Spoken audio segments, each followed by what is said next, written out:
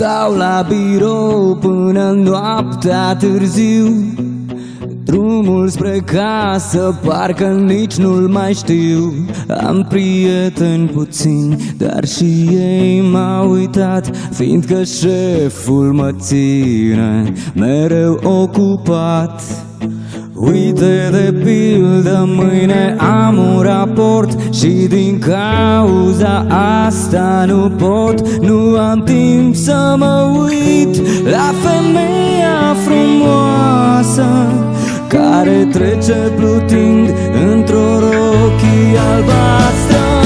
Sunt prea lucid pentru lumea asta, puțină nebunie poate ar schimba ceva. Sunt prea lucid pentru lumea asta, vreau să nebunesc, să mă îndrăgostesc, să simt că trăiesc.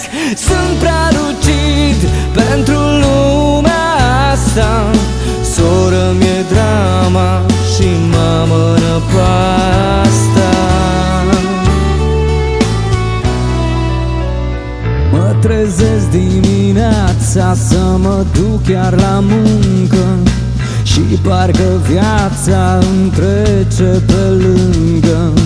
La semafor o fată în altă mașină, aș vrea să pot să-i spun ceva, pare atât de senină, dar mi-e frică de ridicol, mi-e groază de penibil. Cred că sunt prea sensibil, of, sunt mult prea sensibil. Altul locul meu ar fi avut curajul să îi spună ce-aș fi vrut să-i spun eu. Sunt prea lucid pentru lumea asta, puțină nebunie poate ar schimba ceva.